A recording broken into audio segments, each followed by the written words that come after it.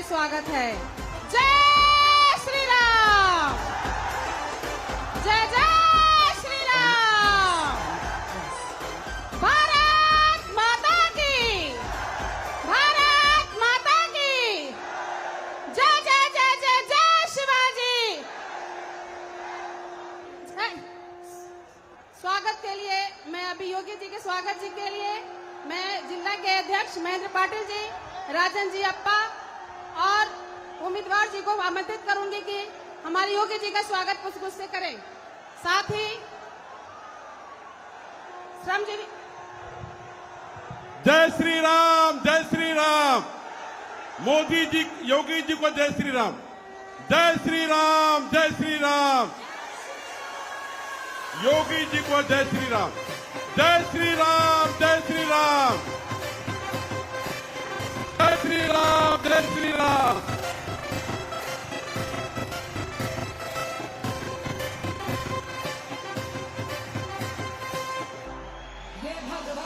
जय श्री राम। अभी दूसरे स्वागत के लिए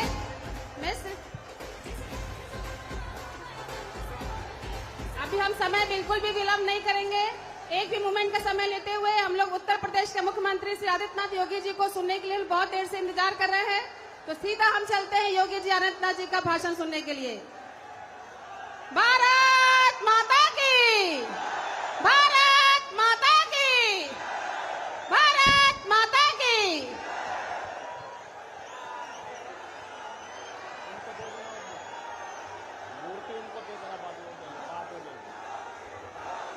भारत माता की, भारत माता की, भारत माता की। वंदे वंदे वंदे। और उपस्थित पालघर के मेरे सभी उपस्थित बहनों और भाइयों, मैं सबसे पहले हिंदवी स्वराज का बोध जागृत करने वाले छत्रपति शिवाजी महाराज के पवित्र चरणों से पवित्र हुई इस पावन धरा को, जिसे राघोजी भागरे, श्री कृष्णाजी राव जैसे क्रांतिकारियों ने अपनी क्रांति ज्वाला से पवित्र किया है, इस पुण्य भूमि को कोटि कोटि नमन करते हुए आप सबका मैं हृदय से अभिनंदन करता हूं, स्वागत करता हूं। बहनों और भाइयों, पिछली बार जब मैं आया था तो उस समय मैं शाम को आया था, और इस बार मैं आया हूं तो लोकसभा चुनाव में भारतीय जनता पार्टी और एनडीए के प्रत्याशी के लिए तो चंद्रशेखर बावनकुले जी मुझे दोपहर में आपके बीच लेकर के आए हैं। ये चीजें दिखाती हैं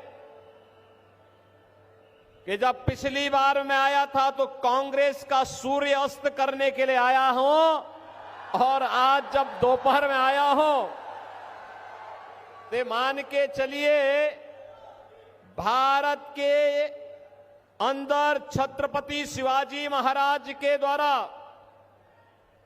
जिस हिंदवी स्वराज की स्थापना की थी मोदी जी के नेतृत्व में, अब वह बनकर के रहेगा, कोई माई का लाल उसको रोक नहीं पाएगा। आपने अयोध्या में रामलला के भव्य मंदिर के निर्माण कार्यक्रम को देखा होगा, देखा है ना? ये कांग्रेस और इंडी गठबंधन से जुड़े हुए उद्धव जी ठाकरे और पवार साहब ये सब क्या कहते थे कहते थे कि ये 100 जन्म भी ले लेंगे तब भी मंदिर नहीं बना पाएंगे। बोलते थे ना, एक कांग्रेस और इंडी गठबंधन वाले यही कहते थे कि नहीं हो पाएगा, लेकिन हम लोग तब भी बोलते थे कि रामलला हम आएंगे, सौगंध राम की खाएंगे, मंदिर वहीं। रामलला हम आएंगे, मंदिर वहीं। और जो कहा वो करके दिखा दिया ना, कोई संदेह है क्या? लेकिन इंडी गठबंधन वाले क्या कहते हैं? बहनों और भाइयों, दो बातें खतरनाक इनके मुंह से निकलती हैं। एक तो कहते हैं कि राम मंदिर अगर कांग्रेस गठबंधन की सरकार बनी तो फिर राम मंदिर को क्या करना है ये हम तय करेंगे। हमने कहा भी देखो, रामलला तुम्हें इस लायक छोड़ेंगे ही नहीं कि तुम दिल्ली पहुंच सको। दूसरा इन लोगों के द्वारा हमेशा प्रयास किया गया, ये डराते थे, कहते थे अगर राम मंदिर हिंदुओं के पक्ष में अयोध्या का फैसला आ गया तो दंगे हो जाएंगे, खून की नदियां बह जाएंगी। और बहनों और भाइयों, अयोध्या में माननीय उच्चतम न्यायालय का फैसला राम मंदिर के पक्ष में आया। प्रधानमंत्री जी ने कृपा करके वहां शिलान्यास भी किया, राम मंदिर का निर्माण भी हुआ, रामलला विराजमान भी हुए। कहीं तिनका नहीं हिला। दंगा तो बात बहुत दूर की है। और मैं इन इंडी गठबंधन वालों को भी कहना चाहता हूं, उत्तर प्रदेश में तो पिछले 7 वर्ष में कोई दंगा ही नहीं हुआ। अगर हम लोग रामलला को आप सबके आशीर्वाद से, भारत की जनता के आशीर्वाद से, मोदी जी के नेतृत्व में अयोध्या में विराजमान कर सकते हैं तो बड़े बड़े माफिया और दंगाइयों का राम नाम सत्य है की यात्रा भी निकाल सकते हैं। और ये हुआ है ना, देखो पहले जो बड़े बड़े माफिया वहां पर सत्ता का संचालन करते थे, धमकाते थे, अराजकता फैलाते थे, बेटी और व्यापारी की सुरक्षा के लिए खतरा बने हुए थे, वहां के विकास के बैरियर बने हुए थे, हमने बुलडोजर चला करके एक झटके में उनकी सफाई कर दी है। आज आप देख रहे होंगे उत्तर प्रदेश में सारा अतिक्रमण समाप्त हो गया। अब वहां दंगा का कोई सोचता ही नहीं है। अब तो बहनों और भाइयों, उत्तर प्रदेश में कोई सड़क पे नमाज भी नहीं पढ़ता।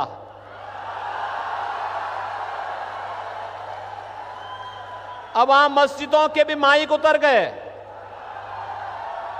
अगले 5 वर्ष में आप देखेंगे कि लोग भूल ही जाएंगे कि ये भी कोई चीज होती थी, कि चिल्लाहट होती थी, लोग परेशान होते थे, लोग भूल जाएंगे। बहनों और भाइयों, हमें अगर एक भारत श्रेष्ठ भारत बनाना है तो सबकी भावनाओं का सम्मान करना होगा, भारत के महापुरुषों को सम्मान देना होगा, भारत के देवी देवताओं को हर हाल में उनके प्रति आदर का भाव रखना होगा,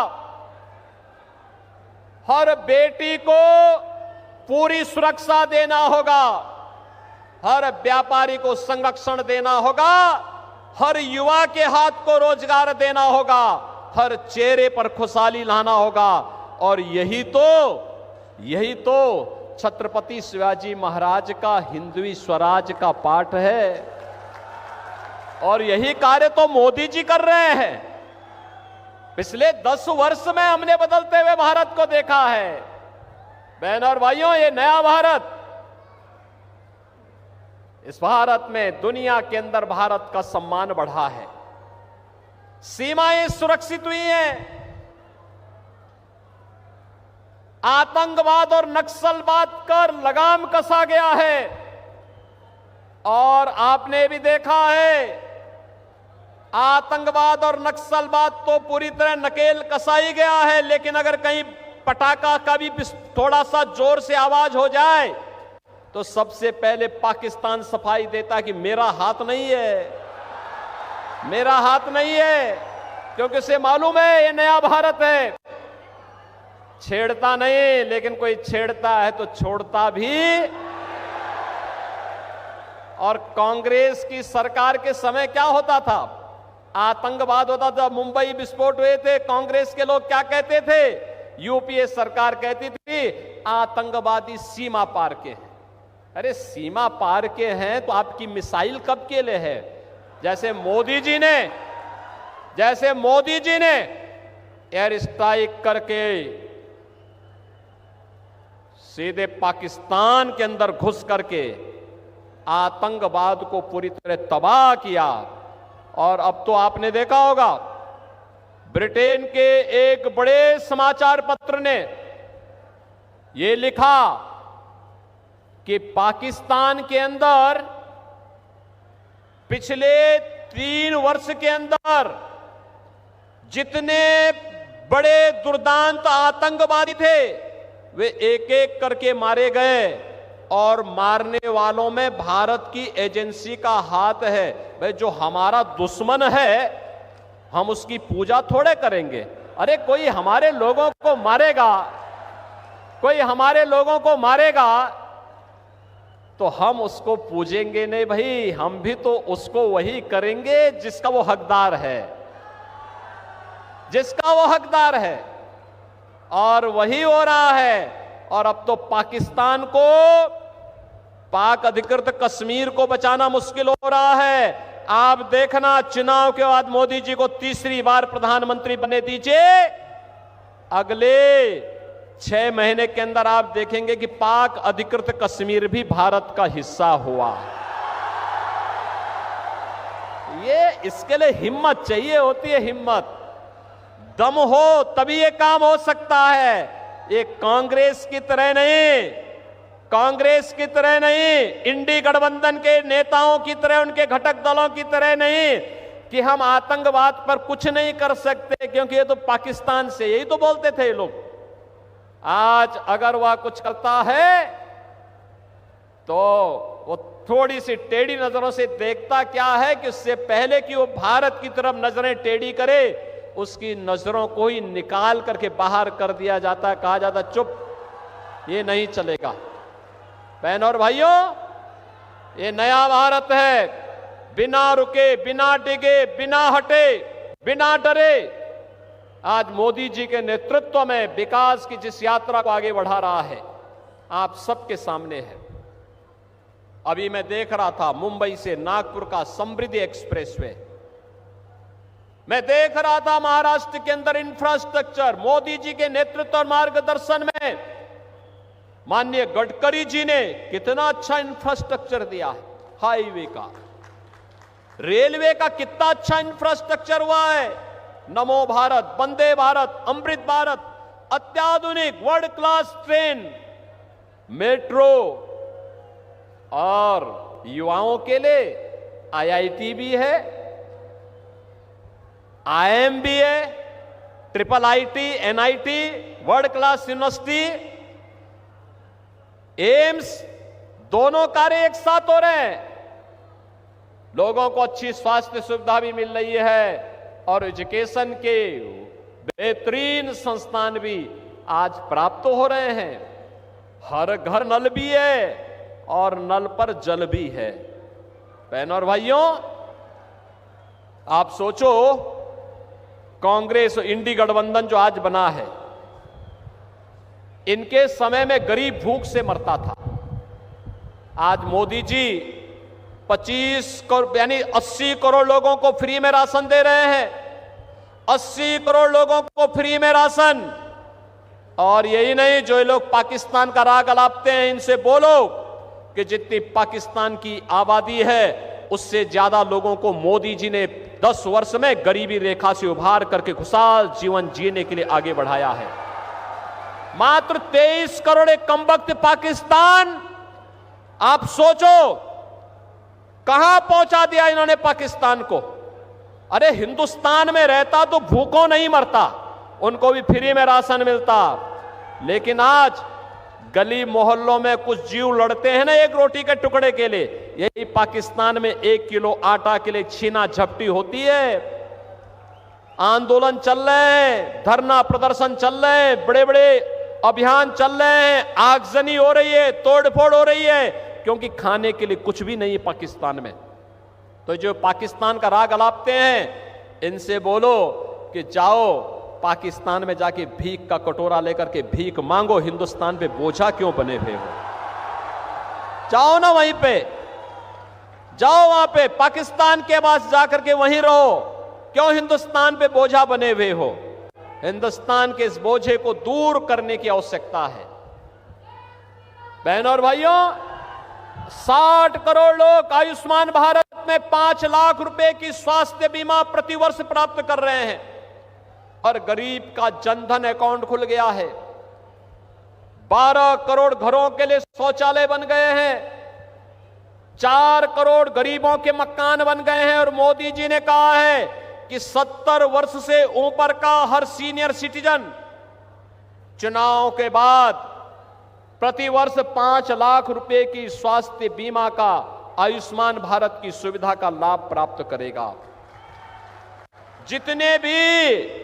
जितने भी गरीब बचे हैं जिनके पास अपना आवास नहीं है, उनको एक एक आवास मिलेगा।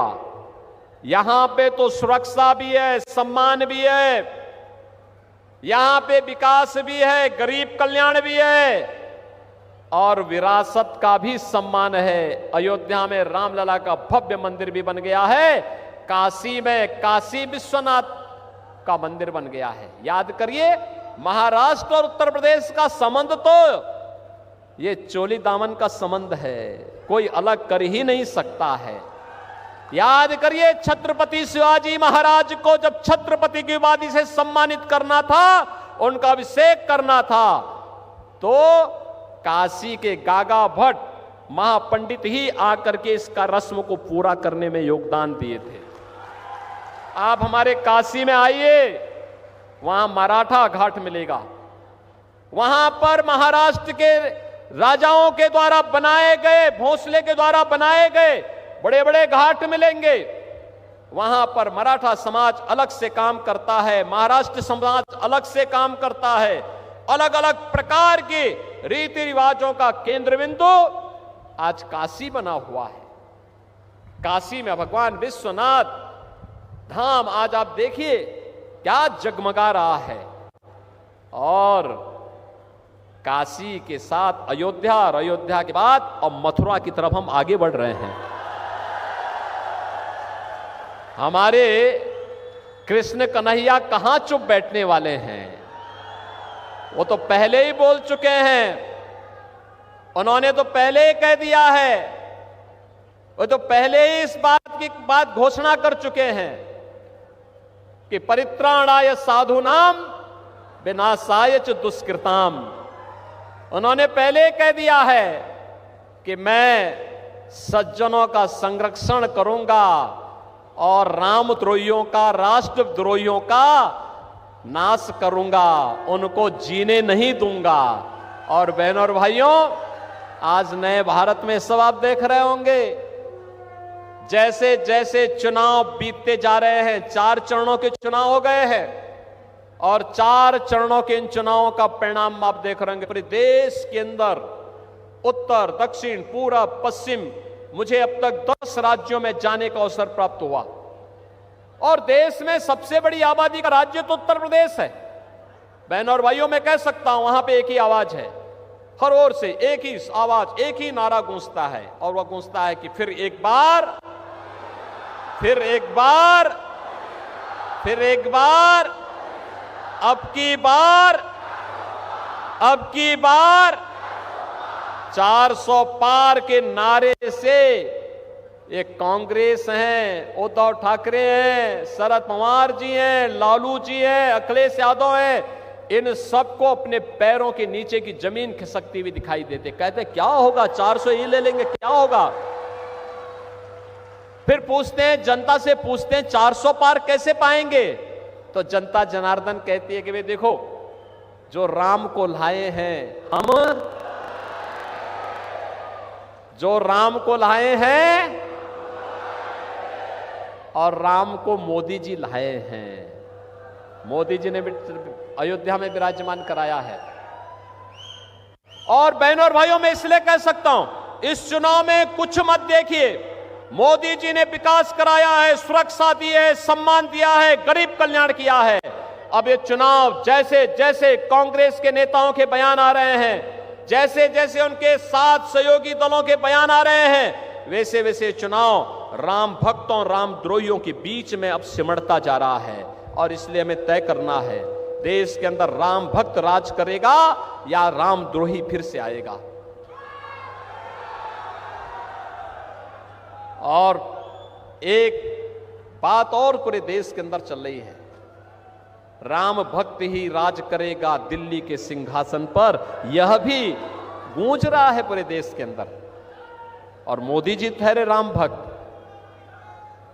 अभी आपने देखा होगा, पहले प्रधानमंत्री हैं मोदी जी, जिन्होंने अयोध्या में जाकर रामलला के मंदिर का शिलान्यास किया। लोग कहते थे अरे ये सब नहीं होने देना, प्रधानमंत्री को क्या शोभा देता है। अरे मोदी जी ने कहा क्या बात करते हो भाई, राम हमारे पूर्वज थे, हमारी विरासत हैं, भारत की आदर्श हैं, कैसी बात करते हैं। अयोध्या में राम मंदिर के निर्माण के लिए मैं क्यों नहीं जाऊंगा।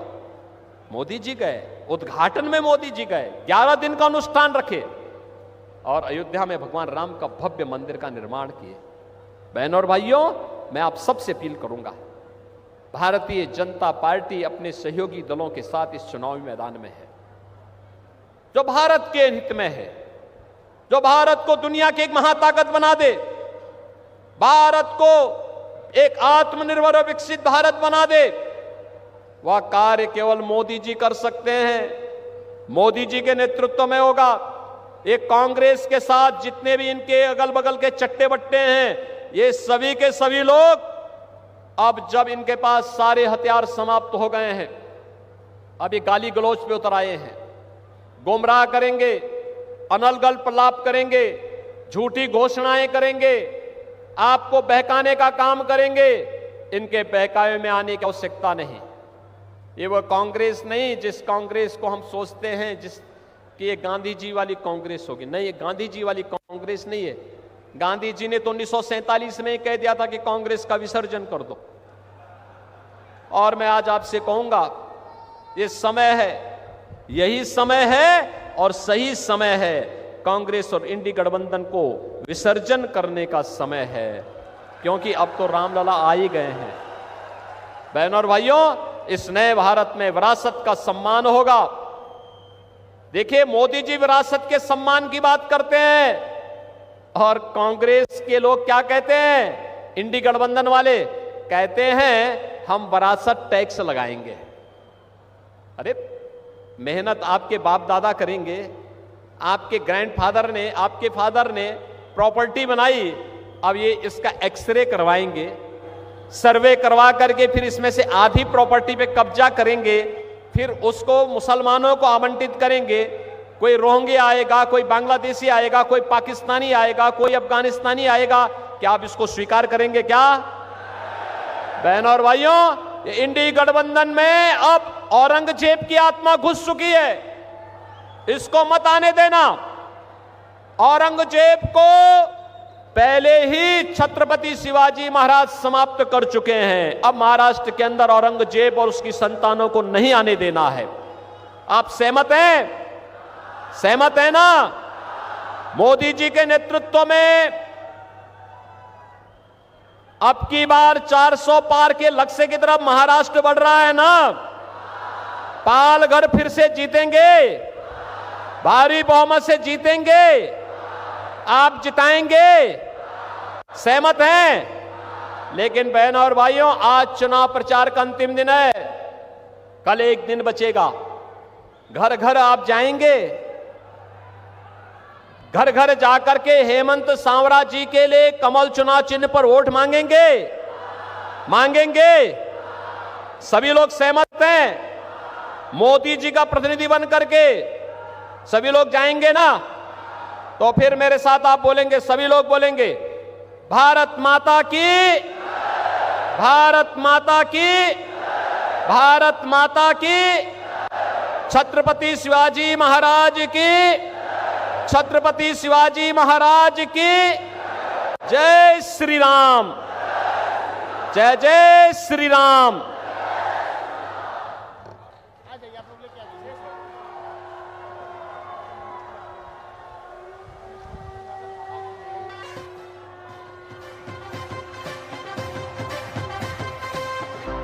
हे भगवान